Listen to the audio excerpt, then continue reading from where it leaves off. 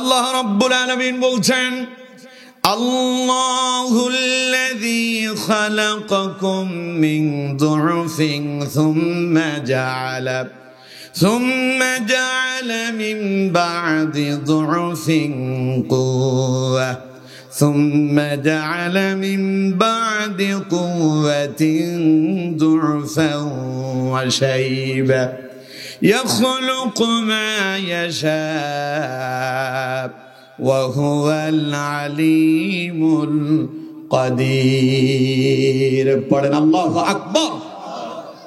আল্লাহ পাক বলছেন, আল্লাহুল্লাযী খালাকাকুম মিন দু'ফিন, আমি তোমাদেরকে প্রথমবার তৈরি করেছি একেবারে দুর্বল করে। তখন মায়ের গর্ভ থেকে তুমি যখন দুনিয়া এসেছিলে অত্যন্ত দুর্বল ছিলে, না তুমি কথা বলতে পারতে, না তুমি চলতে পারতে, না তুমি নিজের মতো করে নিজের খাবারটা নিজে নিয়ে খেতে পারতে। তোমার করার মতো কোনো কাজই ছিল না। খিদা লেগেছে, ওয়া ওয়া করে কান্না করেছ। পেটে ব্যথা হয়, ওয়া ওয়া করে কান্না করতেছ। পায়খানা করে দিয়েছ, ওয়া ওয়া করে কান্না করছ। প্রস্রাব করেছ, ওয়া ওয়া করে কান্না করা ছাড়া তোমার আর কোনো পথ খোলা ছিল না। আল্লাহ পাক বলছেন, আমি আল্লাহ তোমারে শিশুকালে অত্যন্ত দুর্বল করে তোমারে আমি আল্লাহ তৈরি করেছি। এরপরে আমি এটার পরিবর্তন করলাম। কেমনে করলাম? আল্লাহ রাব্বুল আলামিন বলছেন, সুম্মা জা'আলা মিন বা'দি দু'ফিন কুওয়া, এরপরে আমি আল্লাহ তোমাকে এই দুর্বলতা থেকে মুক্ত করে আমি তোমার সবল শক্তি পরিপূর্ণ করে দিয়েছি। সুবহানাল্লাহ। অর্থাৎ তোমার এবার আমি যৌবন দিলাম। শিশুকালে তুমি নিজের পায়খানা নিজে পরিষ্কার করতে পারোনি, নিজের খাবার নিজের মতো করে নিয়ে খেতে পারোনি, কিন্তু আমি আল্লাহ সেখান থেকে তোমাকে আস্তে আস্তে আস্তে আস্তে তোমাকে এমন এক পর্যায়ে নিয়ে আসলাম, এখন আর তোমার সেই জড়তা নেই, সেই দুর্বলতা নেই। সুম্মা জা'আলা মিন বা'দি দু'ফিন কুওয়া, আমি আল্লাহ তোমার শক্তি সমর্থবান বানায়া দিলাম। তার মানে এবার তোমার আমি আল্লাহ যৌবন দান করেছি। সুবহানাল্লাহ। এরপরে এই যৌবন আবার বেশি দিন থাকে না। আল্লাহ রাব্বুল আলামিন বলছেন, যৌবন পেয়ে তুমি বেশি বাহাদুরি দেখাও না, এই যৌবন তোমার চিরজীবন থাকবে না। তুমি এক সময় ছিলে দুর্বল, আমি তোমারে করলাম সবল। এবার আল্লাহ রাব্বুল আলামিন বলছেন, সুম্মা জা'আলা মিন বা'দি কুওয়াতিন দু'ফান ওয়া শাইবা, এরপরে আমি আবার তোমাকে দুর্বল করে দেব। অর্থাৎ ওয়া শাইবা, আমি তোমাকে বার্ধক্য দেব। সুবহানাল্লাহ বললেন না? তার মানে আমার বন্ধুগণ, মানুষের জীবনের দুই সময় হলো দুর্বলতা। বার্ধক্যকালেও থাকে দুর্বল, আবার শিশুকালেও দুর্বল। নিজের মতো করে সব করতে পারে না। বৃদ্ধ হয়ে গেল, ওই যে একজন যায়, দেখছেন হাতে কি আছে? লাঠি। এখন আর চাইলেও তিনি সোজা হয়ে আগের মতো চলতে পারবেন না। কিন্তু তাকে জিজ্ঞাসা করেন, যুবকদেরকে বলছি, ওনাকে জিজ্ঞাসা করেন যে দাদা আপনার যৌবনকাল কেমন ছিল? উনি বললো যে এখন তোমরা কি করো, যৌবনে তো আমি 10-12 জন একসাথেই কন্ট্রোল করতে পারতাম। ঠিক কিনা? কথা কয় না? ঠিক কিনা? এখন সেই যৌবন আর নাই, সেই শক্তি এখন আর নাই, এই শক্তি শেষ হয়ে গেল। সুতরাং আমার বন্ধুগণ, যৌবন আল্লাহর পক্ষ থেকে এক বড় নিয়ামত। আল্লাহ তাআলা আপনাকে যৌবন দিয়েছেন, এই যৌবন দিয়া দুনিয়ার মানুষের বিরুদ্ধে কর্মকাণ্ড করবেন তার জন্য আল্লাহ দেন নাই। সিনেমা দেখার জন্য দেন নাই। বন্ধু বান্ধবের সাথে আড্ডা দেওয়ার জন্য আল্লাহ এই যৌবন দেন নাই। এই যৌবন দিয়া সন্ত্রাস করবেন, মানুষ হত্যা করবেন, জিনা ব্যভিচার করবেন, এই জন্য আল্লাহ দেন নাই। আল্লাহ পাক বলছেন, যৌবন তোমাকে দিয়েছি, এই যৌবনটারে কাজে লাগায়া পরকালের জন্য তুমি প্রস্তুতি গ্রহণ করে নাও। কারণ তোমার এই যৌবন চিরকাল থাকবে না। থাকবে কি? কথা কয় না? যৌবন চিরকাল থাকবে কি? আজকে যারা বৃদ্ধ হয়েছেন, যৌবন আছে, এখন কত আফসুস করেন, কিন্তু এখন আফসুস করলে আর চলে না। ঘুম থেকে উঠা পা দুইটা সোজাই করতে পারে না, পা ধরে বসে থাকে, হায় রে সেই কত আরামে চলছি, এখন আর পা চলে না। আমার এক মুসল্লি ছিল, তিনি 5 ওয়াক্ত নামাজে সব সময় হাজির। ফজরে মুয়াজ্জিন উঠার আগে তিনি হাজির। তো একদিন আমার বলতেছে, হুজুর এখন আর পা চলে না। তো আমি বললাম যে বেশি কষ্ট যদি হয়, আসতে পারেন না এরকম যদি হয়, তাহলে মাঝে মধ্যে প্রয়োজনে আপনি নামাজটা ঘরে আদায় করে নিন। হুজুর প্রয়োজনে মসজিদে আসার পথে মরে যাব, এরপরেও মসজিদে যাব। সুবহানাল্লাহ বললেন না?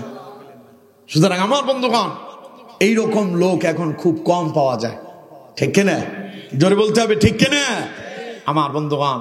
সুতরাং যৌবন একটা দামি মূল্যবান মহাসম্পদ। এটা যদি একবার চলে যায় আর কখনো পাবেন না। ওটা ডাক্তারের ওষুধ কিনা খাইও সেই যৌবন ধরে রাখা যাবে না। এখন যৌবন ধরে রাখার জন্য কত কিছু বিক্রি হয়, কত হারবাল, এটা সেটা, কত ঔষধ, কত ডাক্তার, কত অ্যাডভার্টাইজ আছে না? এগুলো দিয়ে কি যৌবন ধরে রাখা যাবে? আল্লাহ কয় না, সুম্মা জাআলা মিন বাদি কুওয়াতিন দুরফা ওয়া শাইবা, যৌবন একদিন চলে যাবে, আমি আল্লাহ তোমার আবার দুর্বল বানায় বার্ধক্যে উপনীত করে দেব। তখন তুমি পরমুখাপেক্ষী হয়ে যাবে, অন্যের সাহায্য ছাড়া নিজে চলতে পারবা না। সুতরাং আমার বন্ধুগণ, যৌবন আছে যাদের এখন, এই যৌবনটারে কাজে লাগাতে পারলে দুনিয়াও সফল হয়ে যাবেন, পরকালেও সফল হয়ে যাবেন, ঠিক কিনা? কথা কয় না, ঠিক কিনা? যৌবনটারে কাজে লাগাতে হবে। যৌবন থাকতেই পরকালের জন্য আপনাকে পরকালের প্রস্তুতি গ্রহণ করে জান্নাত অর্জন করে নিতে হবে। নবী করিম সাল্লাল্লাহু আলাইহি ওয়াসাল্লাম যুবকদেরকে খুব মহব্বত করতেন, ভালোবাসতেন। নবী করিম সাল্লাল্লাহু আলাইহি ওয়াসাল্লাম একজন ব্যক্তিকে নসিহত করছেন। রাসূলুল্লাহ তাকে বললেন, ইগতানিম খামসান ক্বাবলা খামসিন। নবীজি বললেন, 5টা জিনিস তোমার কাছ থেকে হারিয়ে যাওয়ার আগে ওই 5টা জিনিসে কাজে লাগাও। কয়টা জিনিস কোন তো? সবাই বলেন কয়টা? আল্লাহ নবী বলছেন, ইগতানিম খামসান ক্বাবলা খামসিন, 5 জিনিস তোমার কাছ থেকে হারিয়ে যাওয়ার আগে 5টা জিনিসে কাজে লাগাও। 1 নাম্বার নবীজি বললেন, শাবাবাকা ক্বাবলা হারামিক। নবীজি বলেন, তোমার যৌবন হারিয়ে যাওয়ার আগেই, বার্ধক্য আসার আগেই যৌবনটারে তুমি কাজে লাগাও। বার্ধক্য আসার আগেই যৌবনটারে কাজে লাগাও। আমরা অনেকেই চিন্তা করি, এখনো তো অনেক সময় আছে, যুবকরা মনে মনে চিন্তা করে নামাজ কালাম পড়বো আর কি, বিবাহ শাদী করি, ছেলে মেয়ে হবে, ওদেরকে বিবাহ শাদী দেব, তারপরে না হয় নামাজ কালাম পড়বো। এরকম আছে না নাই?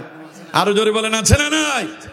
আমার দেশে দেখবেন অসংখ্য মানুষ এমন আছে, সারা জীবন নামাজ পড়ে নাই, দিন মানে নাই, ইসলাম মানে নাই, হালাল হারাম মেনে চলে নাই।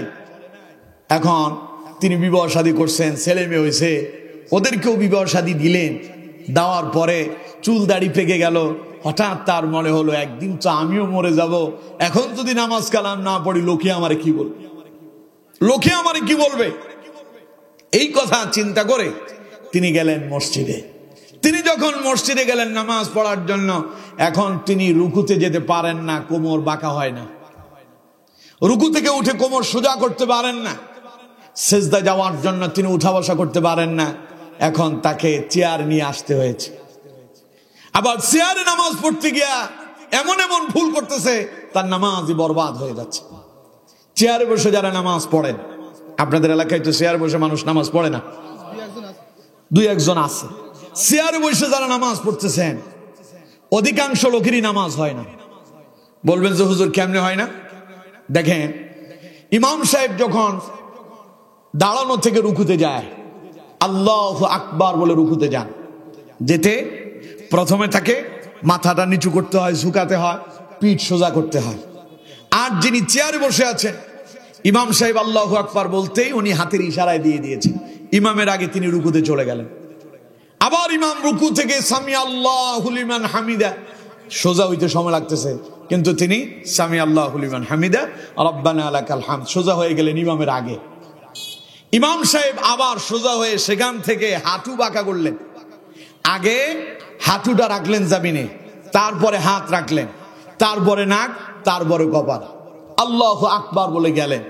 কিন্তু ইমাম যাওয়ার আগেই যিনি চেয়ারে বসে আছেন, তিনি আল্লাহু আকবার বলে সেজদায় চলে গেলেন ইমামের আগে। কোন নামাজ হবে? কথা বলেন, নামাজ হবে ইমামের আগে কেউ যদি আগে অথবা ইমামের অর্থাৎ একদম সাথেও করা যাবে না, ইমামের আগেও উঠা বসা করা যাবে না। কেউ যদি ইমামের আগে উঠা বসা করে তাহলে তার নামাজ বাতিল হয়ে যাবে। সুতরাং ইমামকে অনুসরণ করতে হবে। ইমামকে কি করতে হবে? অনুসরণ করবেন কেমনে? তিনি যখন রুকুতে যায় তারপরে আপনি যাবেন, তিনি সেজদায় গেলে তারপরে আপনি যাবেন। অনেকে ইমাম সাহেব আসসালামু আলাইকুম বলতে উনি আসসালামু আলাইকুম রহমতুল্লাহ, তার মানে ইমামের আগেই তিনি সালাম ফিরিয়ে ফেললেন, নামাজ হবে? আপনাকে অনুসরণ করতে হবে। ইমাম আসসালামু আলাইকুম ওয়া রাহমাতুল্লাহ বলে শেষ করলে এবার আপনি সালাম ফেরাবেন আসসালামু আলাইকুম ওয়া রাহমাতুল্লাহ। কারণ ইমামকে তো আপনি অনুসরণ করবেন, ইমাম শেষ করলেই না আপনি তারটা বলবেন। কথা বুঝতে পারতেছেন? তো এখন নবী করিম সাল্লাল্লাহু আলাইহি ওয়াসাল্লাম বলছেন শাবাবাকা ক্বাবলা হারামিক, বার্ধক্য আসার আগে যৌবনটারে কাজে লাগাও। কারণ একটা সময় আসবে তুমি নামাজ পড়তে চাইবে কিন্তু পড়তে পারবা না, তুমি রুকু করতে পারবা না, তোমার সিজদাগুলো সঠিকভাবে আদায় হবে না। দাঁড়ায় নামাজ পড়া হলো ফরজ, কিয়াম করা ফরজ, কিন্তু তুমি সেটা আদায় করতে পারলা না। তার মানে তোমাকে এখন এমন এক জায়গায় তুমি উপনীত হয়েছ, না তোমার পরিপূর্ণ হচ্ছে না এটা থেকে যাচ্ছে। সুতরাং নবী করিম সাল্লাল্লাহু আলাইহি সাল্লাম বলছেন যৌবন থাকতেই বার্ধক্য আসার আগেই যৌবনটারে কাজে লাগাও। সুতরাং আমার বন্ধুগণ, যৌবন এক মহা মূল্যবান জিনিস। যৌবনে যারা আল্লাহর ইবাদত করতে পারবে, নবী করিম সাল্লাল্লাহু আলাইহি ওয়াসাল্লাম তাদের জন্য ঘোষণা দিয়েছেন কিয়ামতের কঠিন ময়দানে সূর্য যখন মানুষের মাথার সন্নিকটে আসবে, সূর্যের তাপে মানুষের মাথার মগজগুলো ভাতের মাড়ের ন্যায় টকবক টকবক করতে থাকবে। অপরাধীদের কানের ছিদ্র আর নাকের ছিদ্র দিয়া মাথার মগজগুলো বেয়ে বেয়ে পড়তে থাকবে।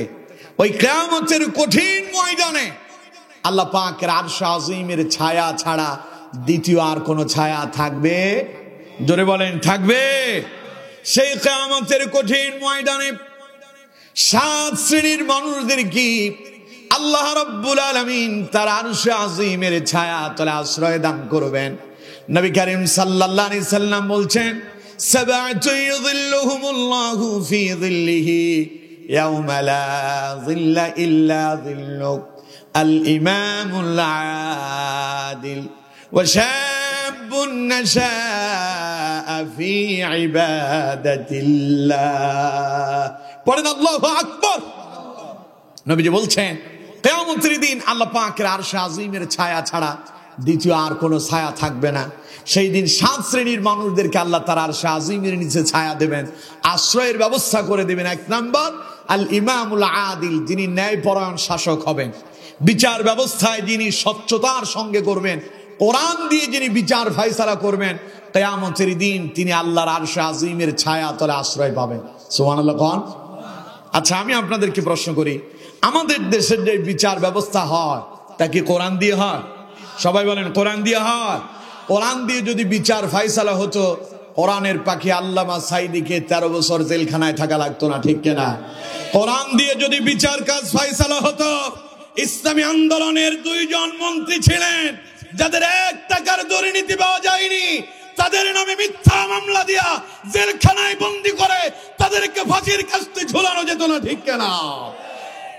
কোরআন দিয়ে সঠিক বিচার কাজ ফয়সালা হয় না বলে এই দেশের জালেমেরা ওরা মুক্ত আকাশে ঘুরে বেড়ায়, সুদখোরেরা ঘুরে বেড়ায়, সন্ত্রাস ঘুরে বেড়ায়, ইয়াবাখোর ঘুরে বেড়ায়, জানাকার ঘুরে বেড়ায়, আর শুধু কোরআনের পাখিরা জেলখানায় বন্দী থাকে, ঠিক কিনা? জোরে বলতে হবে, ঠিক কিনা? যে আল্লামা সাইদি জীবনের 50 বছর আল্লাহর কোরআনের দাওয়াত দিল, যে কোরআনের পাখির কোরআনের আলোচনা শুনে বেঈমান আল্লাহওয়ালাতে পরিণত হলো, বেনামাজি নামাজিওয়ালা হলো, সেই কোরআনের পাখি আল্লামা সাইদিকে তারা মিথ্যা মামলা দিয়া রাজাকার বানায়া জেলখানায় বন্দী করে 13 বছর বন্দী রেখে তাকে দুকে দুকে মৃত্যুর দিকে ঠেলে দিয়েছিল, ঠিক কিনা? বিচার কাজ কি সঠিক ছিল? কথা বলেন, সঠিক ছিল? আজকে যারা আল্লামা সাইদির বিরুদ্ধে রায় দিয়েছিল, এখন তারা কোথায়? তারা কোথায়? ওই যে একটা ছিল মানিক, কালা মানিক, শামসুদ্দিন চৌধুরী মানিক মিয়া যখন রাষ্ট্র দ্বিতীয়বার আবার স্বাধীনতা লাভ করতেছিল, তার আগের দিন টক শোতে এসে আমাদের সবাইকে রাজাকার বানায় দিয়েছে। ঠিক কিনা? কথা কয় না? ঠিক কিনা? ওই যে একজন উপস্থাপিকা কথা বলতেছিল, ও শেষ পর্যন্ত তারেও রাজাকার বলছে। সে বলছে এই বাংলাদেশের বড় রাজাকার সাইদিকে তো আমি ফাঁসির রায় শুনেছি। নাউজুবিল্লাহ বললেন না? আল্লাহ কয় বহু বাহাদুরি দেখাও না, ঘাড় অনেক মোটা হয়ে গেছে। আমার কোরআনের পাখির বিরুদ্ধে এত বড় জুলুম করেছ, আবার ঘাড় ফুলে বলো আমি সাইদিকে মৃত্যুদণ্ড শুনিয়েছি। অপেক্ষা করো, আমি আল্লাহ এবার তোমার এই পাকড়াও করবো। ঠিক কেনা? তার 3 দিন পরে, কয়দিন পরে? 3 দিন পরে তিনি কলাপাতার বিছানায় শুয়ে আছে। কোথায়? যেই টুপি দেখলেই রাজাকার বলতো, যেই দাড়ি দেখলেই রাজাকার বলতো, দেশ থেকে পালানোর জন্য মাথায় টুপিও লাগালো, মুখে দাড়িও রাখলো। ঠিক কিনা? আল্লাহ কয় এর চোররা ও বাটপার, তোর চুল দাড়ি তোর টুপি আমার কাছে কবুল হবে না। তুই আমার কাছে বেঈমান বলে পরিচিতি হয়েছে, এখন তোরে আমি জেলখানায় বন্দী করব। ঠিক কিনা? পালাতে পারিনি। আল্লাহ বলছেন আলাইসাল্লাহু বিআহকামিল হাকিমিন। সবচাইতে বড় শ্রেষ্ঠ বিচারক কে? আরো জোরে বলেন কে? আল্লাহ ধরে না, ধরলে আল্লাহ, আল্লাহ ধরে না, ধরলে আল্লাহ। ইন্না বাতশা রাব্বিকা লাশাদীদ। আল্লাহর মায়ের দুনিয়ার ভাই, আল্লাহর মায়ের। আল্লামা সাইদি বলেছিলেন কথায় কথায় আমাদেরকে রাজাকার বলো, কথায় কথায় আমাদেরকে মৌলবাদ বলো, মূলে আছে 12 কোটি। সময় একদিন আসবে, মূলে বসে এমন ঝাঁকুনি দেওয়া হবে, মামুর বাড়ি দিল্লি গিয়া পড়বা। ইতিহাস সাক্ষী, আমরা দেখেছি তারা মামুর বাড়ি দিল্লিতে গিয়ে পড়েছে। ঠিক কিনা? সুতরাং আমার বন্ধুগণ, এরপরেও কেউ যদি আল্লামা সাইদিরে না চিনে, ওর মতো পড়াকো বলো আর কেউ নাই। সেই সাইদিরে ফাঁসির রায় শোনায়া কালামানিক খুব বড়াই করছে, আমি তারে মৃত্যুদণ্ড আদেশ শুনিয়েছি। আল্লাহ কয় একটু পরে তোরে ধরবনি। একজন কয় বিসি গালি দেওয়াইছে। যেই রশিগুলো এই দেশের ইসলামী আন্দোলনের প্রথম সারির নেতা মাওলানা মতিউর রহমান নিজামী, আলী আহসান মোহাম্মদ মুজাহিদ, কাদের মোল্লা, মীর কাসেম আলী সহ ইসলামী আন্দোলনের ওই বড় বড় প্রথম সারির নেতাদের গলাতে যে রশি ঝোলানো হয়েছিল, ওটা দুনিয়ার রশি নয়। দুনিয়ায় দেখতে ওটা রশি, ওটা জান্নাতের মালা ছিল। ঠিক কেনা? আর ওই শয়তানটারে যেটা আল্লাহ লাগালো, গলাতে একখান গামছা ছিল, ওরে বিজিবি ধইরা গামছাটারে ধরে এমন ভাবে টানতেছে মনে হয় যে গরু টাইনা নিয়ে যায়। ঠিক কিনা? জোরে কোন ঠিক কিনা? আল্লাহ কয় আলাইসাল্লাহু বিআহকামিল হাকিমিন। সবচাইতে শ্রেষ্ঠ বিচারক কে? আরো জোরে বলেন কে? বিজিবি জিজ্ঞেস করে তুমি কে? কয় আমার চিনেন নাই, আমি প্রধান বিচারপতি, সাবেক প্রধান বিচারপতি শামসুদ্দিন চৌধুরী মানিক। বিজেপি কয় তুই নি মানিক কে? হ্যাঁ? গলাতে ওই গামছারে টেনে গরুর মতো করে টানতে টানতে জেলখানায় ঢুকাই দিল। কে? জোরে বলেন কে? সুতরাং এই দেশে যদি ন্যায় বিচার থাকতো, কোরআনের পাখি আল্লামা সাইদিকে জেলখানায় থাকা লাগতো না।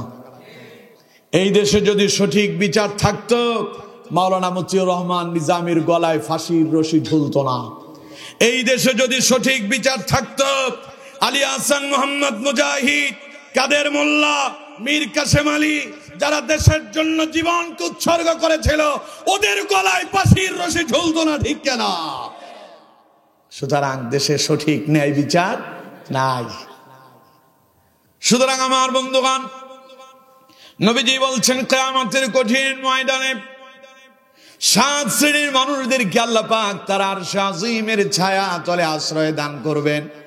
এক নাম্বার হলো ওই ব্যক্তি আল ইমামুল আদিল, যিনি ন্যায়পরায়ণ বিচারক হবেন, কোরআন দিয়ে সঠিকভাবে যিনি বিচার কাজ ফয়সালা করবেন।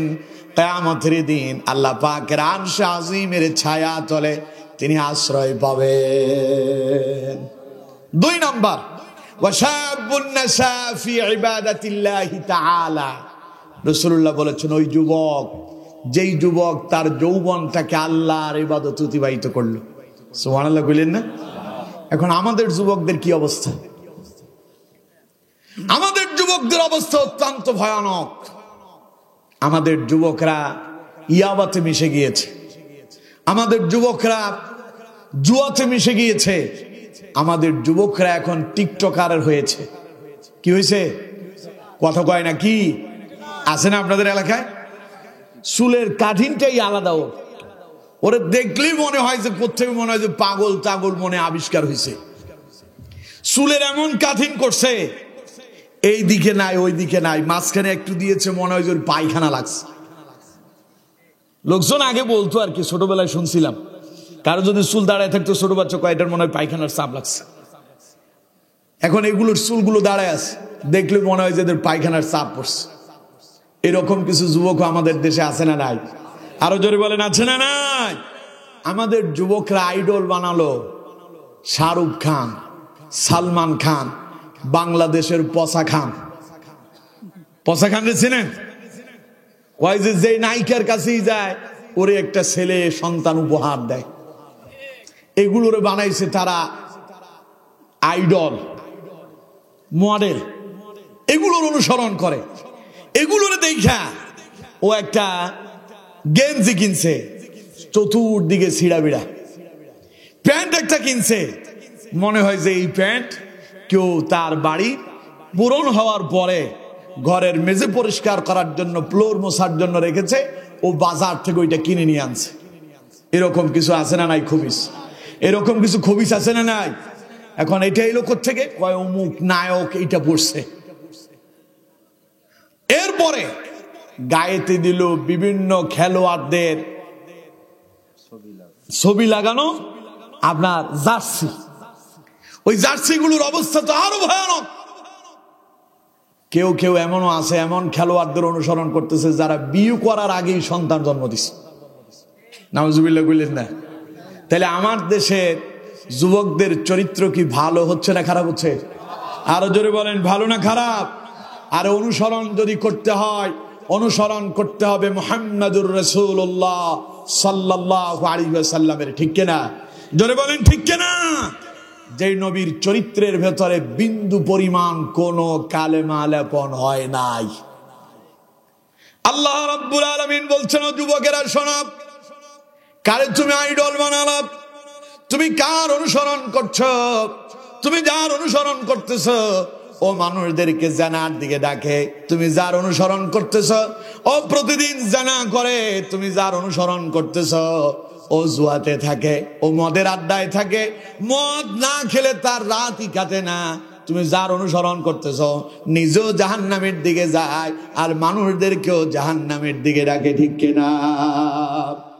অথচ যুবক, তোমাকে আল্লাহ পাক বলছেন, লাকাদ কানা লাকুম ফি রাসূলিল্লাহি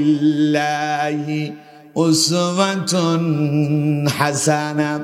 আল্লাহ পাক বলেন, ও পৃথিবীর মানুষেরা, কারো জীবনের অনুসরণ করে যদি কল্যাণ পেতে যাও, তাহলে আমার নবী, বিশ্ব নবী মুহাম্মদুর রাসূলুল্লাহ সাল্লাল্লাহু আলাইহি ওয়াসাল্লামের জীবনের অনুসরণ করো।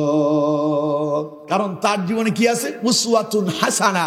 তার জীবনের মধ্যেই তোমাদের জন্য উত্তম আদর্শ রয়েছে। সুবহানাল্লাহ। কোন নবীর আদর্শ কেমন? আমার নবীর আদর্শ ছিল এমন, নবী জীবনে কোনোদিন সিনেমা দেখেন নাই, নবী গান বাজনা শোনেন নাই, রাসূল জানা বেবিচারে যান নাই। বিশ্ব নবীর চরিত্র ছিল এমন, তিনি কোনোদিন নামাজ কাজা করেন নাই। সুবহানাল্লাহ কইলেন না? তুমি তো তার অনুসরণ করো না। রাসূলুল্লাহর চরিত্রের অনুসরণ যারা করে তাদের চেহারাগুলোই আলাদা। সুবহানাল্লাহ কইলেন না? তুমি যাদের অনুসরণ করতেছ, তোমার মাথার চুল দেখলে, তোমার গায়ের ওই গেঞ্জি টি শার্ট অথবা তোমার প্যান্ট দেখলে লোকজন তোমারে খালি গালি দেয় না, বরং তোমার বাপের শুদ্ধ গালি দিয়ে কয় এই যে একটা শয়তান জন্ম দিছে। ঠিক কিনা? কথা কয় না? ঠিক কিনা? আর আরেকজনের দিকে তাকাও, মাথায় টুপি আছে, মুখে দাড়ি আছে, গায়ে পাঞ্জাবি, রাসূলুল্লাহর সুন্নতি ড্রেস পরে ঘুরে। লোকজন তারে দেখলে, সে আলেম হোক আর নাই হোক, দেখলেই সালাম দেয়। ঠিক কিনা? কারণ রাসূলুল্লাহর ওই যে আল্লাহ পাক বলছেন আমার নবীর জীবনের ভিতরে আছে উসওয়াতুন হাসানা, উত্তম আদর্শ আছে। সুবহানাল্লাহ। কোন অনুসরণ করলেই সম্মান আল্লাহ বাড়ায় দিবেন। সুবহানাল্লাহ বলেন না? আমার এক বন্ধু আছে, সৌদি আরব থাকে, মাদ্রাসায় কোনোদিনও পড়ালেখা করেনি। সৌদি আরব থেকে আসলে মাঝে মধ্যে দুইজন একসাথে মাঝে মধ্যে বাজার ঘাটে যায় বাজার করার জন্য। তো বাজারে গেলে লোকজন আমার চাইতে বেশি তারে সালাম দেয়, কারণ ও একটু বিশাল লম্বা, তো আমার চাইতে অনেক লম্বা, দাড়ি টাড়িও মাশাআল্লাহ অনেক সুন্দর। উনি যখন ড্রেস পরে মনে হয় যে আমার চাইতে বড় আলেম। তো লোকজন চিন্তা করে মনে হয় আমি মনে হয় তার খাদেম টাদেম আর কি। তো বারবার আমার বন্ধুরে সালাম দেয়। তখন ওইখান থেকে যখন বাজার করে দুইজন একসাথে আসি, বলি যে কি ঘটনা, কি হয়েছে? কয়েছে কি আর হবে, লোকজন যা করতে আসে তা আল্লাহই করাচ্ছে। সুবহানাল্লাহ বলেন না? তার মানে এই ড্রেসটা মর্যাদাই আলাদা। রাসূলুল্লাহর চরিত্র অনুসরণ করবেন, নবীর চরিত্র দিয়ে জীবন সাজাবেন, আপনার সম্মান ইজ্জত যিনি বাড়ায় দিবেন তিনি কে? আর তোমার ওই পচা গায়ক নায়ক ওদের অনুসরণ করবা, লোকজন তো সালাম তো দেবেই না, বরং তোমারে দেখলে গালি দেবে, তোমার বাপের শুদ্ধ গালি দিবে। সুতরাং যুবকেরা নবীর চরিত্র অনুসরণ করো। আমার নবীর চরিত্র এমন ছিল, বিশ্বনবী খালি যুবক ছিলেন না, যুবকদেরকে নিয়ে রাসূলুল্লাহ কাজ করেছেন। সুবহানাল্লাহ বলেন না? নবী করিম সাল্লাল্লাহু আলাইহি ওয়াসাল্লামের বয়স যখন 25 বছর, নবুয়তের 15 বছর আগের ঘটনা, মক্কা নগরীতে এক মেলা মিলেছে। ওই মেলাতে জুয়ার আসর বসেছে। সেই জুয়ার আসরে দুই গ্রুপের ভেতরে লাগছে মারামারি। খালি মারামারি না, ওটা যুদ্ধে পরিণত হলো। 5 বছর পর্যন্ত একটানা এই যুদ্ধ লেগেছিল। কত বছর? 5 বছর পর্যন্ত ওই যুদ্ধ বিগ্রহ লেগেছিল। অসংখ্য মানুষ সেই যুদ্ধে মৃত্যুবরণ করল। এই অবস্থা দেখে বিশ্বনবী চিন্তায় পড়ে গেলেন। আল্লাহ নবী বিশ্বনবী মুহাম্মদুর রাসূলুল্লাহ সাল্লাল্লাহু আলাইহি ওয়াসাল্লাম তিনি একটা সিদ্ধান্ত নিলেন কি করা যায়। নবী করিম সাল্লাল্লাহু আলাইহি ওয়াসাল্লাম কয়েকজন যুবককে একত্রিত করলেন। রাসূলুল্লাহ ওই যুবকদেরকে নিয়ে একটা সংগঠন তৈরি করলেন, শান্তি সংঘ। নাম দিলেন হিলফুল ফুজুল, যার অর্থ হলো শান্তি সংঘ। বলেন সুবহানাল্লাহ।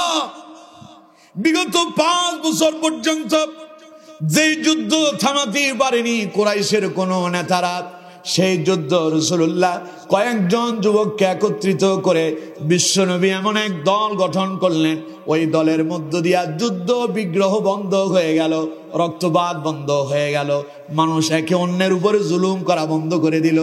বিশ্বনবী এমন এক দৃষ্টান্ত স্থাপন করলেন, ইতিহাস সাক্ষী হয়ে গেল।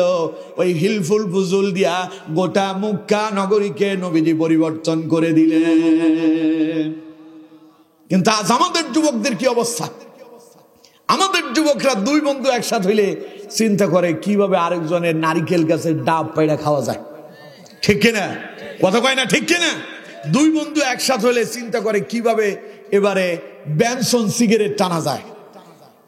দুই বন্ধু একসাথে বসে বসে গল্প গুজব করে আগামীকাল রাতে কোথায় গিয়ে তারা ইয়াবা খাবে। আছে না নাই? জোরে বলেন আছে না নাই? অথচ আমার বন্ধুগণ, আমার নবীর যুবকদেরকে নিয়ে ইসলাম এখনো রাসূলুল্লাহর উপরে ওহী আসেনি, এখনো নবীজির উপরে নবুয়ত আসেনি। তার আগেই রাসূলুল্লাহ এক বিপ্লব ঘটায়া দিলেন। তখন নবীর বয়স কত? 25। একজন তাগড়া যুবক। সুবহানাল্লাহ বলেন না? নবী করিম সাল্লাল্লাহু আলাইহি ওয়াসাল্লাম একানন সঙ্গে আরো নিলেন।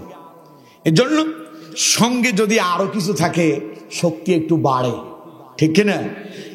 আমরা একটা কথা বলি, কয় যে 10-এর বোঝা, 1-এর লাঠি 10-এর বোঝা।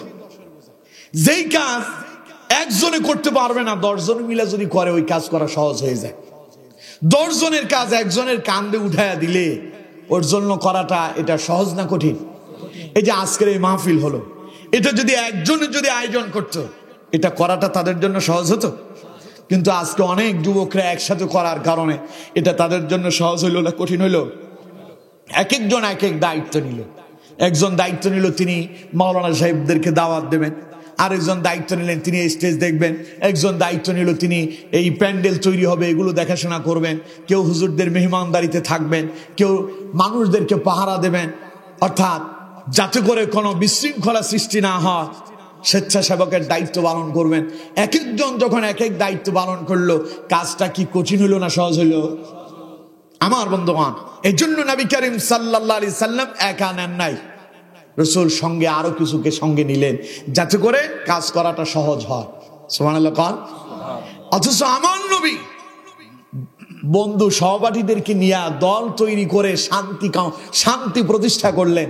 আর আমরা বন্ধু বান্ধবরা একসাথ হয়ে আমার দেশের যুবকেরা কিশোর গ্যাং বানায়। কিশোর গ্যাং তো আপনাদের এলাকায় নাই, ঢাকায় তো অনেক। ঢাকার অবস্থা তো খুবই খারাপ। কিশোর গ্যাংয়ের জ্বালায় রাস্তাতে গাড়িগুলোও চালানো যায় না, ওদেরকে দেখলে এমনিই ভয় লাগে। অথচ আমার বন্ধুগণ, আমার নবী এমন এক চরিত্রের ছিলেন, রাসূলুল্লাহর বয়স তখন 25 বছর। নবীর চরিত্র দেখে মক্কার কোরাইশের কাফেরেরা রাসূলুল্লাহর নাম দিল আল আমিন। সুবহানাল্লাহ কইলেন না? আর তোমার চরিত্র দেখা লোকজন তোমার নাম দেয় হিরণসি, ইয়াবাখর নাম দিছে অমুক, মানে একটা কি সন্ত্রাসী গ্রুপ ওগুলো আছে না, অমুক অমুক বাহিনী, বাবুল বাহিনী, তারপরে করিম বাহিনী, আরো কত বাহিনী। হ্যাঁ, পিচ্ছি হান্নান, জাল কাটা কামাল, পিচ্ছি হান্নান, গাল কাটা কামাল। হ্যাঁ, ওরে ওইসব নাম তো বলা যাবে না, আরো কত হাবিজাবি আছে। আমার বন্ধুগণ, এগুলো কি নিজের নামের সাথে আসলে খুব ভালো লাগে? কথা কয় না খুব ভালো লাগে? অথচ তোমার নাম শুনলে লোকজন তোমার জন্য দোয়া করার কথা, উল্টো এখন তোমার বদদোয়া দেয়। তোমার মা বাবা পর্যন্ত তোমার যন্ত্রণায় রাস্তায় বের হতে পারে না। যুবক, এটা তোমার মা বাবার স্বপ্ন ছিল না। তোমাকে নিয়ে তোমার মা বাবার স্বপ্ন ছিল তুমি হবে তোমার মা বাবার শ্রেষ্ঠ সন্তান, যে পরিবারের মুখে হাসি ফোটাবে, যার কারণে বাপের মুখ উজ্জ্বল হবে, মায়ের মুখ উজ্জ্বল হবে, পরিবারের মুখ উজ্জ্বল হবে। কিন্তু তুমি এমন এক চরিত্র গঠন করেছো যা দিয়ে তুমি তোমার পরিবারের সম্মান, মান, হানি সব নষ্ট করে দিয়েছো। এরকম আছে না নাই? আরো জোরে বলেন, আছে না নাই? অথচ আমার বন্ধুগণ, যুবকদেরকে আল্লাহ রাব্বুল আলামিন বলছেন, ওয়াল তাকুম মিনকুম উম্মাতুন ইয়াদউনা ইলাল খায়রি ওয়া ইয়া'মুরুনা বিল মা'রুফ ওয়া ইয়া'মুরুনা বিল মা'রুফ ওয়া ইয়ানহাউনা আনিল মুনকার। পড়েন আল্লাহু আকবার। আল্লাহ পাক বলছেন তোমাদের ভিতরে একটা দল থাকা উচিত। কি থাকা উচিত? সবাই বলেন কি? একটা দল থাকা উচিত। উম্মাতুন ইয়াদউনা ইলাল খায়র, যারা মানুষদেরকে কল্যাণের দিকে ডাকবে। আজকের এই যুব সমাজ যে মাহফিলের আয়োজন করলো, তারা ইচ্ছে করলে এখানে মাহফিল না দিয়া এখানে কনসার্টের আয়োজন করতে পারতো, কিন্তু তা না করে আপনাদেরকে আল্লাহর কোরআনের দিকে ডেকেছে, ঠিক কিনা? আল্লাহ বলছেন এইরকম তোমাদের মাঝে একটা দল থাকা উচিত, যাদের কাজ হবে উম্মাতুন ইয়াদউনা ইলাল খায়র, মানুষদেরকে আল্লাহর দিকে ডাকবে, জান্নাতের দিকে ডাকবে, নামাজের দিকে ডাকবে, জাহান্নাম থেকে দূরে সরানোর চেষ্টা করবে। সুবহানাল্লাহ কোন। এইরকম কাজ, দাওয়াতি কাজ যারা করেছিল বিগত দিনে, ওদেরকে নাশকতার পরিকল্পনাকারী বলে বলে তারা জেলখানায় বন্দি করেছিল, ঠিক কিনা? জোরে বলেন ঠিক কিনা? আমাদের যুবকদেরকে দেখলে, যারা ইসলামী আন্দোলনের সাথে সম্পৃক্ত ছিল, ওদেরকে দেখলেই বাতিলদের মাথা খারাপ হয়ে যেত। টাকনুর উপরে প্যান্ট পরা অবস্থায় দেখলেই বুঝতো যে এটা শিবিরের কর্মী, ঠিক কিনা? ওর কাছে ইসলামিক বই আছে। আমি আশ্চর্য হয়েছি, আপনারা অবাক হবেন, এই দেশে ইসলামী আন্দোলনের এমন একজন কর্মী দেখাতে পারবেন না যাকে গ্রেপ্তার করার পরে তার কাছে বোমা পেয়েছে অথবা তার কাছে রিভলভার পাইছে। কিছুই পায় নাই। কি পাইছে? ওর কাছে ইসলামী সাহিত্য পাওয়া গেল, ওর কাছে কোরআন পাওয়া গেল। তখন ওই জালেমেরা কোরআনকে আর ইসলামী সাহিত্যকে, ইসলামিক বইগুলোকে, ওরা রাসূলুল্লাহর হাদিসের বইগুলোকে তারা বলেছে এটা জঙ্গি তৈরি করার বই। বলেন নাউজুবিল্লাহ। বলে নাই? কোনো কিছুই পাই নাই, কোনো ইস্যুই পাই নাই। ওই যুবকদেরকে বলছি, তোমাদের কাছে কোরআন, তোমাদের কাছে ইসলামী সাহিত্য, তোমাদের কাছে রাসূলুল্লাহর হাদিস পাওয়ার পরে যারা তোমাদেরকে জঙ্গিবাদের বই বলে গ্রেফতার করে, তোমাদেরকে নির্যাতন করেছে, বিশ্বাস করো তোমরাই সঠিক পথেই আছো, ঠিক কিনা? জালেমেরা তোমাদেরকে নিভায় দিতে চেয়েছিল, আজ তারাই নিভে গেল। কে নিভায় দিলেন? আরো জোরে বলেন কে? এজন্য আল্লাহ রাব্বুল আলামিন বলছেন, ওয়ালতাকুম মিনকুম উম্মাতুন ইয়াদউনা ইলাল খায়রি ওয়া ইয়া'মুরুনা বিল মা'রুফ ওয়া ইয়ানহাউনা আনিল মুনকার। আল্লাহ পাক বলেন, তোমাদের মাঝে একটা দল থাকা উচিত যাদের দায়িত্ব হলো মানুষদেরকে কল্যাণের দিকে ডাকবে আর সৎ কাজের আদেশ দিবে, অন্যায় দেখলে সেখানে তারা বাধা প্রদান করবে। পড়েন সুবহানাল্লাহ। আচ্ছা, অন্যায় কাজে বাধা দিতে গেলে একজনে দিলে কি সম্ভব হবে? কথা কয় না। মনে করেন আপনাদের বাড়িতে বিভিন্ন সময় বিবাহ শাদীতে গায়ে হলুদের অনুষ্ঠান হয় না? গায়ে হলুদের অনুষ্ঠানে বক্স বাজে না, গান বাজনা হয় না? এখন এটা কি ভালো কাজ না খারাপ কাজ? এখন এই খারাপ কাজে বাধা দিতে হবে। এই খারাপ কাজে বাধা দেওয়ার জন্য যদি আপনি একাকি যান, যায় যদি বলেন এই ছেলেবেলেরা বন্ধ করে এইসব গান বাজনা করতেছো, আমরা ঘুমাইতে পারি না, তখন ওই ছেলেবেলেরা বলবে যে চাচা তাড়াতাড়ি গিয়া ঘুমান, না হলে আপনার পা আর মাটির সঙ্গে থাকবে না, ঠিক কিনা? কথা কয় না, ঠিক কিনা? যদি একসাথে 15-20 জনের একটা গ্রুপ যায়, এই গান বাজনা বন্ধ করো, এখানে বিবাহ শাদীর অনুষ্ঠানে, কোনো গায়ে হলুদের অনুষ্ঠানে গান বাজনা হবে না, এখানে কোনো নর্তকী এনে নাচানো যাবে না, জুয়ার আসর বসানো যাবে না, মদের আসর বসানো যাবে না, অন্যায় অপরাধমূলক কাজগুলোকে যদি সংঘবদ্ধভাবে দলগতভাবে গিয়ে যদি বাধা দেয়, ওরা ভয়ে ওই কাজ ফেলে সেখান থেকে পালাতে বাধ্য হয়, ঠিক কিনা? এই জন্য দল তৈরি করতে বলেছেন কে? আরো জোরে বলেন কে? এই জন্য যুবকদেরকে বলছি, যুবকরা আসো ইসলামের পথে, আসো কোরআনের পথে, আসো রাসূলুল্লাহর সুন্নাহর পথে। তোমাকেই ডাকছে আল কোরআন। সুবহানাল্লাহ। কোন তোমার মতো যুবকরা ইসলামকে বিজয় করার জন্য নিজের জীবনকে উৎসর্গ করে দিয়েছে। সুবহানাল্লাহ বলেন। আল্লাহ নবী বলেছেন, আমি যখন কালেমার দাওয়াত দেওয়া শুরু করলাম, আমার দাওয়াতি কাজে সবচাইতে বেশি বাধা দিয়েছিল বৃদ্ধরা, আর বেশি সহযোগিতা করেছিল যুবকেরা। বদরের কথা বলি, বদরে মুসলমানদের সংখ্যা ছিল কত? 313 জন। আর অন্যদিকে কাফেরদের সংখ্যা কত? 1000-এর অধিক ছিল। এক বর্ণায় আসছে 1300-র অধিক। আমার বন্ধুগণ, মুসলমানদের 313 জনের ভেতরে অধিকাংশই ছিল যুবক। সুবহানাল্লাহ বলেন না? যেই 14 জন শাহাদাত বরণ করেছিলেন তাদের ভেতরে হাতে গোনা কয়েকজন ছাড়া সবাই যুবক। সেখানে ইসলামকে প্রতিষ্ঠা করার জন্য একজন যুবক সামনের সারিতে ঝাঁপিয়ে পড়েছিলেন। বয়স ছিল মাত্র 16 বছর। যৌবন মাত্র আসছে। যৌবন মাত্র কি আসছে? 16 বছরের যুবক, নাম হলো হযরত উমাইর ইবনে আবি ওয়াক্কাস রাদিয়াল্লাহু তাআলা আনহু, যিনি হযরত সাদ ইবনে আবি ওয়াক্কাস রাদিয়াল্লাহু তাআলা আনহুর ছোট ভাই।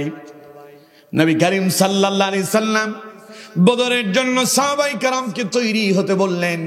যেই সমস্ত সাহাবীরা যুদ্ধের ময়দানে যাবে সবাই তৈরি হয়ে গেল।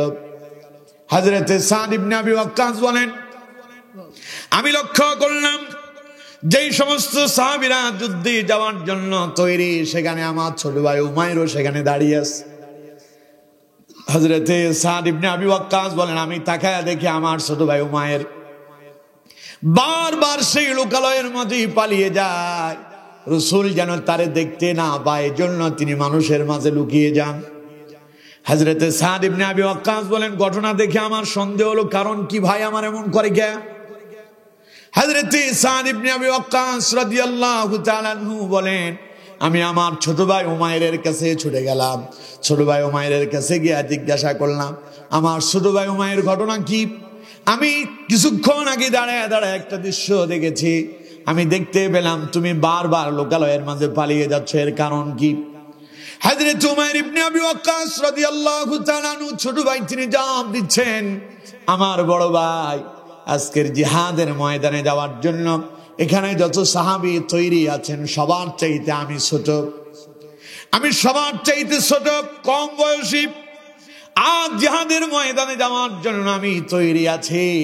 আমার ভাই, আমার মনে হচ্ছে এই জিহাদের ময়দানে গিয়া আমি আমার জীবনটা আল্লাহর দ্বীনের জন্য উৎসর্গ করে দিয়ে শাহাদাত বরণ করে কালেমার পতাকা উড্ডয়ন করে দিতে পারবো। তবে আমার আশঙ্কা হচ্ছে, নবী যদি আমাকে দেখেন, রাসূলুল্লাহ আমাকে দেখলে বলবেন, উমাইর তুমি ছোট মানুষ, জিহাদে যাওয়ার দরকার নাই। এজন্য আমি যেন রাসূলুল্লাহর নজরে পড়ে না যাই, জিহাদের ময়দান থেকে যেন আমি যেন বিরত হয়ে না যাই, তাই আমি বারবার পালিয়ে যাচ্ছি। সুবহানাল্লাহ বললেন না? বয়স কত? সবাই বলেন বয়স কত? আচ্ছা, আপনি জানেন এখন যদি আপনি এই রাস্তা দিয়ে ওই দিয়ে যান, পথে কেউ আপনার মাইট বিট করবে, আপনি যাবেন? কেন যাবেন না? আপনি জানেন সেখানে গেলে আপনার মাইর খেতে হবে। উমাইর রাদিয়াল্লাহু তাআলা আনহু তিনি জানেন জিহাদের ময়দানে গিয়ে তিনি শাহাদাত বরণ করবেন। তিনি তার ভাইকে কি বললেন? আমার মনে হচ্ছে আজকের জিহাদের ময়দানে আমি শাহাদাত বরণ করতে পারবো, আমার শাহাদাতের বিনিময়ে আল্লাহ ইসলামের বিজয় দান করবেন। আমার বন্ধুগণ, হযরতে সাদ ইবনে আবি ওয়াক্কাস রাদিয়াল্লাহু তাআলা আনহু তিনি বলছেন, আমি অপেক্ষা করতে লাগলাম শেষ পর্যন্ত ঘটনা কি হয়। কিছুক্ষণ পরে নবীজি উপস্থিত সমস্ত সৈন্য সেনাদেরকে, সাহাবায়ে কেরামদেরকে ডেকে বললেন, সারিবদ্ধভাবে লাইনে লাইনে দাঁড়িয়ে যাও। সবাই সারিবদ্ধভাবে কাতারবদ্ধ হয়ে দাঁড়িয়ে গেল। উমাইরও লাইনের ভেতরে দাঁড়িয়ে গেলেন। নবীজি সাহাবীদেরকে বাছাই করছেন, কে কোথায় কোন জায়গায় সৈন্যের ভূমিকায় থাকবে, কোন জায়গায় সে জিহাদের ময়দানে থাকবে। নবীজি সৈনিকদেরকে বাছাই করছেন। এমন সময় হযরত উমাইর রাসূলুল্লাহর সামনে এসে গেলেন। নবীজি উমাইর কি দেখে বললেন, উমাইর রে, তুমি তো ছোট মানুষ, জিহাদের ময়দানে তুমি যাওয়ার প্রয়োজন নাই, তুমি বাড়িতে থেকে যাও। হযরত উমাইর এবার কান্না শুরু করলেন।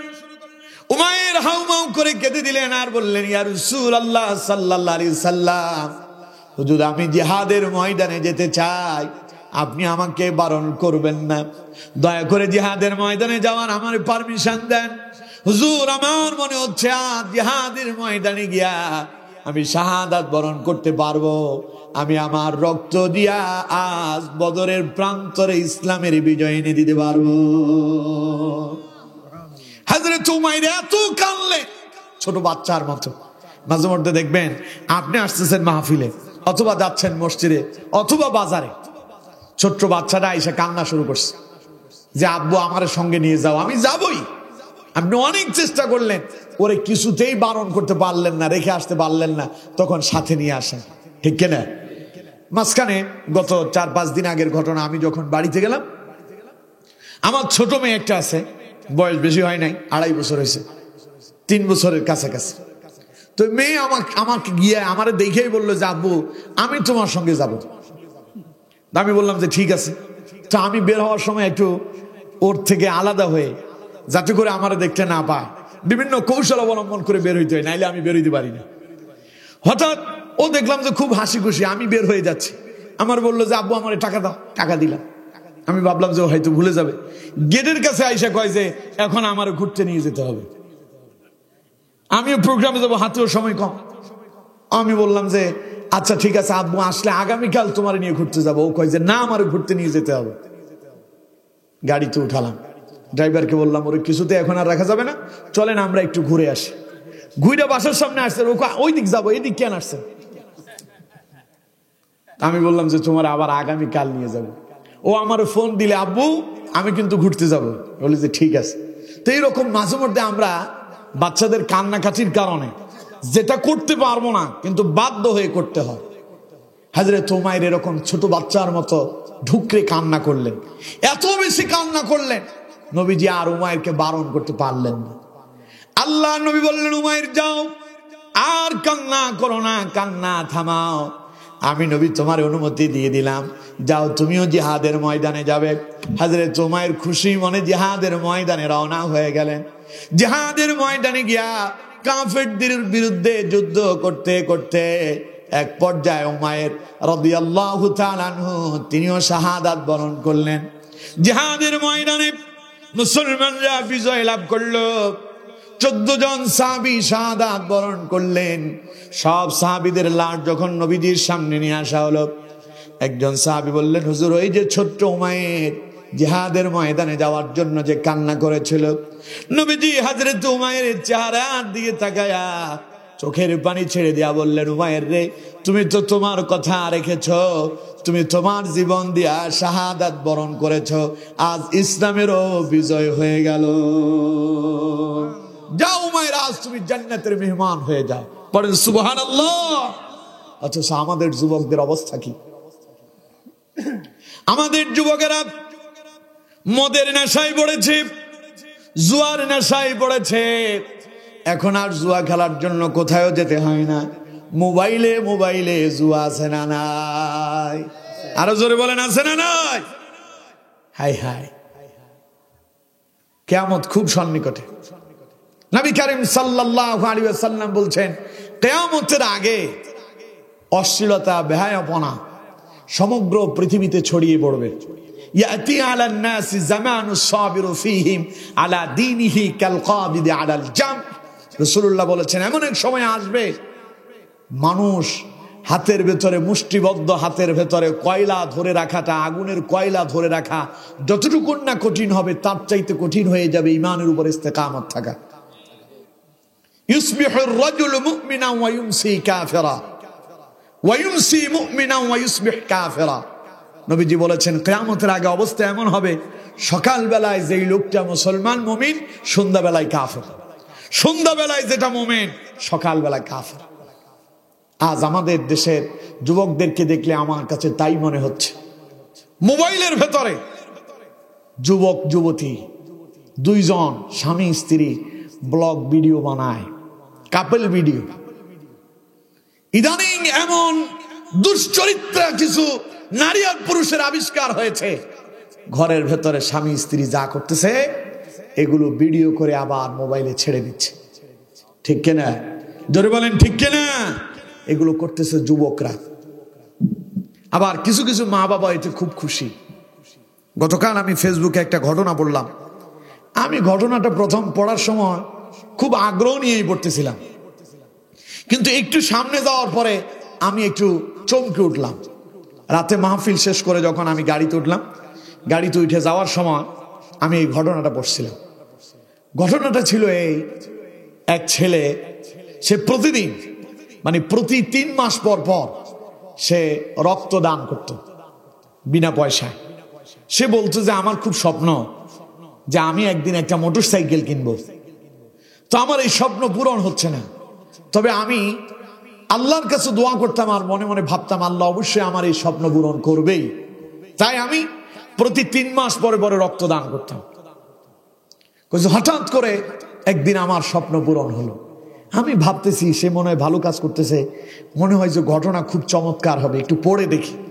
আমি সামনে আগাচ্ছি, যেহেতু আল্লাহ তার স্বপ্ন পূরণ করবে। ও প্রতি 3 মাস পর পর রক্তদান করতেছে, মানুষের বিপদে সহযোগিতা করতেছে, এটা ভালো কাজ না? খুব ভালো কাজ। সে বলতেছে যে আমি যে পয়সা পেতাম যেই বেতন আমি পেতাম ওটা দিয়ে আমার পরিবারই চলে না, মোটরসাইকেল কিনবো কেমনে। হঠাৎ একদিন আমি এক জায়গায় রক্ত দেওয়ার জন্য গেলাম, সাথে আমার এক বন্ধুও গেল। এখন আমার বন্ধু আমার সঙ্গে হসপিটালে বসে বসে মোবাইল টিপতেছে, ও গেমস খেলতেছে। খেলতে খেলতে দীর্ঘ সময় হয়ে গেল। আমি তারে জিজ্ঞাসা করলাম, এদিকে আমার রক্ত দেওয়া শেষ, তারে জিজ্ঞাসা করলাম তুমি এতক্ষণ খেলে কি করছো? ও আমাকে দেখালো আমি রক্ত দিতে যতক্ষণ সময় লাগছে এতক্ষণে ও মোবাইলে 7,000 অথবা 5,000 অথবা 7,000 এরকম একটা অ্যামাউন্ট ছিল, 5,000 অথবা 7,000 টাকা সে ইনকাম করে ফেলেছে। ও আমার স্ক্রিনশট দিয়ে এটা দেখালো। দেখানোর পরে আমি তো খুব খুশি। কিরে, কোনো চাকরি করলো না, কোনো কিছু করলো না, ও আমার সঙ্গে বসে বসে গল্প গুজব করতেছে আর মোবাইল টিপলো। মোবাইল টিপা ও 5,000 টাকা অথবা 7,000 টাকা ইনকাম করলো। জিজ্ঞাসা করছে বন্ধু এটা কেমনে করছো? কয় যে এখন মোবাইলের নতুন একটা গেমস এসেছে, ক্যাসিনো। কি আসছে? ক্যাসিনো, জুয়া আসছে, জুয়া। একটা জুয়া খেলা এসেছে যেটা খেললেই খালি প্রফিট হয়, লাভ হয়, তো লসও কিছু হয় তো তেমন না। হ্যাঁ, কয় যে বন্ধু আমাকে তখন বললো যে দেখ আমি তোর মোবাইলে এটা ইনস্টল করে দিলাম। ওর মোবাইলে এই গেমসটা ঢুকাইয়া দিল। ঢুকায় দেওয়ার পরে বন্ধু এখন বাড়িতে যাইয়া সেই মোবাইল টিপতেছে। কয় প্রথম দিনে আমি 5,000 টাকা ইনকাম করে ফেলছি, খুব খুশি লাগতেছে। 5,000 টাকা পাই আমি বাজারে গিয়ে খুব ভালোভাবে বাজার সাজার করলাম। এইভাবে এক সপ্তাহের মাথা আমি গেমস খেলে 7 লাখ টাকা ইনকাম করছি। 7 লাখ টাকা ইনকাম করে এখন আমি মোটরসাইকেল কিনছি। মোটরসাইকেল কিনে এখন আমি আরামে আছি। সুতরাং আমি এখন তোমাদের সাথে শেয়ার করতেছি, আমার বন্ধুরা তোমরাও ওই গেমসটা ডাউনলোড করো, আমার মতো জুয়া খেলো। নাউজুবিল্লাহ কইলেন না? কথাটা কত চমৎকার ভাবে আনছে, অর্থাৎ সাজায়া গুছায়া আপনাকে আল্লাহ তারে নাকি জুয়ার ভেতরে ঢুকাইছে। নাউজুবিল্লাহ কইলেন না? কইছে আমি আল্লাহর কাছে চাইতাম, আল্লাহ আমার স্বপ্নটা পূরণ করছে। কম তো এটা কি আল্লাহ কি পূরণ করছে না শয়তান তারে ঢুকাইছে? শয়তান তারে ধোঁকা দিয়া ওর ইমানটারে নষ্ট করে দিল। ঠিক কিনা? জোরে বলতে হবে ঠিক কিনা? এইভাবে আমাদের বহু ছেলে ফেলে, বহু যুবকদের চরিত্র নষ্ট হচ্ছে মোবাইলের গেমসে আসক্ত হয়ে। সারাদিন মোবাইল টিপতেছে, গেমস খেলে, রাত্রিবেলায় ঘুমের ভেতরে কয় ফায়ার ফায়ার ফায়ার। মা কয় কিরে? ছেলে কয় ফায়ার, মনে হয় ডাকাত মাকাত আসছে নাকি। মা যাইয়া বলতেছে কিরে বাপ, কি ডাকাত মাকাত ঢুকছে নাকি? আরে না মা, কিছু না। তুই ফায়ার ফায়ার কইলি গে? কয় না ওই যে সারাদিন গেমস খেলছি তো এখন স্বপ্নে দেখতেছি, তাই ওই বন্ধুরে বলতেছি ফায়ার ফায়ার। নাউজুবিল্লাহ কইলেন না? চরিত্র কি ভালো হচ্ছে? কথা কয় না ভালো হচ্ছে। আর মদ জুয়া তো আছে, এগুলো তো কল্যাণ না, এগুলোতে আছে ধ্বংস। এগুলোতে কি আছে? সবাই বলতে হবে কি আছে? কোরআনুল কারীম থেকে শুনুন, আল্লাহ রাব্বুল আলামিন বলছেন ইন্নামা ইউরিদুশ শাইতানু আন ইউকিয়া বাইনাকুমুল আদাওয়াতা ওয়াল বাগদা ফিল খামরি ওয়াল মাইসিরি ওয়া ইয়াসুদ্দাকুম আন যিকরিল্লাহি ওয়া আনিস সালাহ ফাহাল আনতুম মুনতাহুন। পড়েন আল্লাহু আকবার। কার কথা? জোরে বলেন কার? আল্লাহ বলছেন ইন্নামা ইউরিদুশ শাইতানু আন ইউকিয়া বাইনাকুমুল আদাওয়াতা ওয়াল বাগদা ফিল খামরি ওয়াল মাইসির। নিশ্চয়ই শয়তান তোমাদেরকে মদ জুয়ার মাধ্যমে তোমাদের উপকার করতেছে না, বরং তোমাদের ভিতরে শত্রুতা তৈরি করতেছে। যারা মদ জুয়ার সাথে সম্পৃক্ত দেখবেন এগুলো হলো সন্ত্রাস। ঠিক কিনা? এরা মানুষ হত্যা করে, এরা অন্যায় অপরাধ করে, এরা টেন্ডারবাজি করে, এরা চাঁদাবাজি করে, এরা ডাকাতি করে, এরা চুরি করে, এরা দুনিয়ার এমন কোন অন্যায় নাই যা তারা করে না। ঠিক কিনা? মদ মানুষদেরকে শত্রুতে রূপান্তরিত করে। দুই বন্ধু একসাথে চলে কিন্তু দুইজনে মদ পান করে, মাঝখানে এক বন্ধু আরেক বন্ধুর হয়ে গেছে শত্রু। এইরকম শত্রু আছে ইসলামী আন্দোলনের বাইরে গিয়া যারা অন্য দল করে। এই জাতীয় দলগুলোর ভেতরে দেখবেন এইরকম শত্রুতা বেশি, কারণ দুই বন্ধু একসাথে রাত্রিবেলায় বসেছে, ভাগে মিলে নাই। এরকম আছে না নাই? আরো জোরে বলেন আছে না নাই? আল্লাহ বলছেন ওই যে সেখানে বসছো শয়তান তোমাদের ভিতরে শত্রুতা তৈরি করলো। ওয়ায়াসুদ্দাকুম আন যিকরিল্লাহি ওয়া আনিস সালাহ। নবীজি বলছেন, আল্লাহ তাআলা বলছেন, নবী আপনি আপনার উম্মতদেরকে শোনায়া দেন, আমার বান্দাদেরকে শোনায়া দেন, মদ জুয়ার মাধ্যমে মানুষকে শয়তান আল্লাহর ইবাদত থেকে, নামাজ থেকে দূরে সরায়। যারা মদ জুয়ার সাথে সম্পৃক্ত ওরা নামাজ পড়ে? কথা কয় না নামাজ পড়ে? ওরা মসজিদে আসে? বরং ওরা কোরআন হাদিস যেখানে বিরোধিতা ওদের সেখানে, ঠিক কিনা? দেখবেন আপনাদের এলাকায় অনেকে আছে এরকম বলে, দেন এত ওয়াজ দিয়ে কি লাভ, এত ওয়াজ শুনে কি লাভ? বুঝবেন ওইটাই শয়তান। ওইটা কি? আরো জোরে বলেন, এটা কি? ওয়াজটা কি? আল্লাহ বলছেন, ওয়াযাক্কির ফাইন্না যিকরা তানফাউল মুমিনিন। নবী আপনি মুমিনদেরকে বারংবার আমি আল্লাহর কথা স্মরণ করায় দেন। মদ হারাম আপনারা জানেন না? কথা কয় না জানেন না? তো এই ওয়াজ আপনাদেরকে করে কি লাভ হবে? এটা আপনাদেরকে স্মরণ করায় দিচ্ছে। রাসূলুল্লাহ হিলফুল ফুজুল তৈরি করছেন, সংগঠন তৈরি করে নবীজি এক বিপ্লব ঘটালেন, ইতিহাস আপনারা জানেন না? তো আপনাদেরকে বলার কারণ কি? আপনাদেরকে আল্লাহর নবীর ওই কথাগুলো স্মরণ করায় দিচ্ছে, কারণ এটা আল্লাহর আদেশ। ওয়াজের মাধ্যমে, নসিহতের মাধ্যমে দিলের পরিবর্তন হয়, অন্তরের পরিবর্তন হয়। সবাই হেদায়েত পায় না, দুই একজন হেদায়েত পেতে পারে, ঠিক কিনা? সবাই শুনে যে একেবারে আল্লাহর ওলি হয়ে যাবে এরকম না, একজন মানুষ হয়তো ভালো হইতে পারে, ওই একজনই আমাদের জন্য সফলতা। মাহফিল কমিটি যে এত সুন্দর আয়োজন করে, তাদের মূল উদ্দেশ্য হলো ওরা চায় আল্লাহর কোরআন শোনায় দুই একজন মানুষকে দিনের পথে নিয়ে আসা যায় নাকি, এটাই মূল উদ্দেশ্য। এর জন্য আমার যুবক বন্ধুদেরকে বলছি, আমার যুবক ভাইরা, তুমি যে তোমার যৌবনটাকে আল্লাহর ইবাদতে না কাটিয়ে জানা, বেবিচার, মদ, জুয়া, হেরোইন, নেশা, সন্ত্রাস ইত্যাদির সঙ্গে লেগে আছো, তুমি কি জানো কিয়ামতের দিন আল্লাহ তোমার থেকে তোমার যৌবনের হিসাব নেবেন? জানো তুমি এটা? রাসূলুল্লাহ বলেছেন, কিয়ামতের কঠিন ময়দানে আল্লাহ তার সব বান্দাদের থেকে 5টা প্রশ্নের জবাব নেবেন। কয়টা? আল্লাহ নবী বলছেন, ক্বালা লা তাযুলু কদম ইবনি আদম ইয়াওমাল কিয়ামাতি মিন ইনদি রাব্বিহি হাত্তা ইউসআলা আন খামসিন। কিয়ামতের কঠিন ময়দানে আল্লাহর কোন বান্দা আল্লাহর দেওয়া 5টি প্রশ্নের জবাব দেওয়া ছাড়া এক বিন্দু পরিমাণ পা নাড়াছাড়া করতে পারবে না, যতক্ষণ পর্যন্ত আল্লাহ তার থেকে 5টা প্রশ্নের জবাব না নেবেন। কয়টা? 1 নাম্বার, আন উমরিহি ফিমা আফনাহু। আল্লাহ পাক কিয়ামতের দিন প্রশ্ন করবেন, আমার বান্দা আমি যে তোমার একটা হায়াতের জীবন দিলাম, এই গোটা জীবন কিভাবে পরিচালনা করেছো? 2 নাম্বার, ওয়া আন শাবাবিহি ফিমা আবলাহু।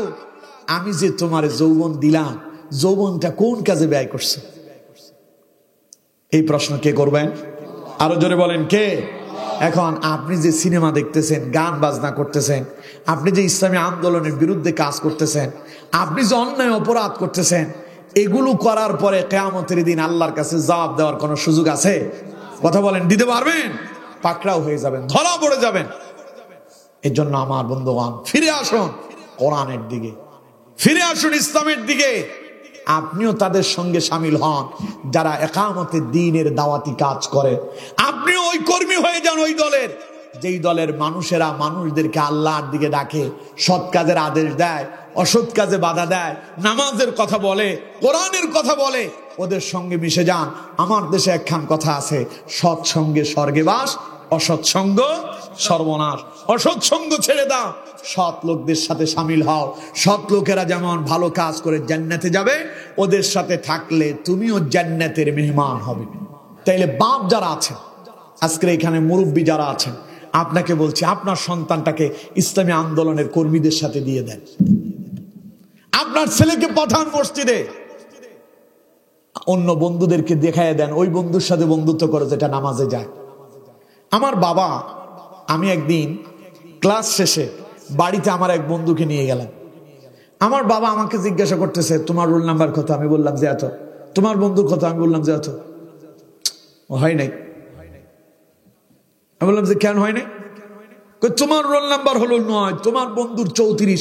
তোমার তো বন্ধু হওয়ার দরকার ছিল 1, 2, 3, কারণ তোমার রোল নাম্বার 9 হইলে 9 যদি হয় তাহলে তুমি দূরে আছো, তুমি 1 নাম্বার 2 নাম্বার 3 নাম্বার রোল যাদের, ওদের সাথে বন্ধুত্ব করবা, তাইলে তুমিও তাদের মতো সামনে এগিয়ে যাবে। তুমি পেছনের সারিটারে কেন বন্ধু বানাইলে? এই কথা আমার আব্বা আমার নসিহত করছিলেন, এটা আমি ভুলে যাইনি। সুতরাং আমার বন্ধুগণ, আপনি আপনার সন্তানটার এই নসিহতটা করেন, আব্বু তুমি কার সঙ্গে বন্ধুত্ব করতেছো? যেই ছেলেটা সিগারেট খায় তুমি তার সঙ্গে কেন থাকবে? তোমারও তো আমি সিগারেট খাওয়ার জন্য মাদ্রাসায় দেই নাই, তোমারও তো সিগারেট খাওয়ার জন্য স্কুলে পাঠাই নাই, তুমি কেন তাদের সঙ্গে থাকবে? তুমি যাবে ওদের সঙ্গে যারা মসজিদে যায়, তুমি থাকবে তাদের সঙ্গে যারা কোরআনের কথা বলে, যারা অন্যদেরকে নামাজের দিকে ডাকে, ওই ইসলামী আন্দোলনের কর্মীদের সাথে তুমি বন্ধুত্ব করো। তাইলে আপনি আপনার সন্তানটাকে ইসলামী আন্দোলনের কর্মী বানালেন, আপনার ওই সন্তান কিয়ামতের দিন আপনার জন্য নাজাতের ওসিলা হবে। আর যদি সন্তানটারে যদি তা করতে না পারে, এই সন্তান কিয়ামতের দিন আপনার বিরুদ্ধে আল্লাহর আদালতে মামলা দেবে। কথা আমার না আল্লাহর? জোরে বলেন আমার না আল্লাহর? আল্লাহ রাব্বুল আলামিন বলছেন, রব্বানা আরিনাল্লাযাইনি আযাল্লানা মিনাল জিন্নি ওয়াল ইনসি নাজআলহুমা তাহতা আকদামিনা লিয়াকুনা মিনাল আসফালিন। কিয়ামতের দিন আপনার ওই সন্তান, যেটারে দেখছেন ইয়াবাখুরের সাথে চলে, সিগারেট খাওয়া লোকের সাথে চলতেছে, ওরে যে বাধা দেন নাই, এই সন্তান জাহান্নামী হবে। কিয়ামতের দিন আল্লাহর আদালতে আপনার বিরুদ্ধে মামলা দেবে। ও বলবে, রব্বানা, হে আমার প্রতিপালক, আরিনাল্লাযাইনি আযাল্লানা মিনাল জিন্নি ওয়াল ইনস, মানুষ এবং জিনদের ভেতরে কাদের কারণে আমি জাহান্নামী হলাম, তাদেরকে আমার কাছে নিয়ে আস।